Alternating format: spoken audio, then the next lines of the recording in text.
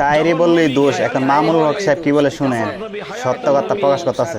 নবীজি জিন্দা নবী, ঠিক, নবীজি জিন্দা নবী। ওনার রওজার মধ্যে, ওনার কবরের মধ্যে জিন্দা, আমার মতো আর আপনার মতো মরা মানুষের মতো মুর্দা না। নবীজির কবর যদি এখন খনন করা হয়, খোদার কসম খেয়ে বলে আমার নবীর দেহ ওইভাবে আছে যেইভাবে 1400 বছর আগে নবীজিকে মাটির মধ্যে রাখা হয়েছিল। সুবহানাল্লাহ। হে আল্লাহ, তুমি মামুনুল সাহেবকে সঠিক বুঝ দান করো।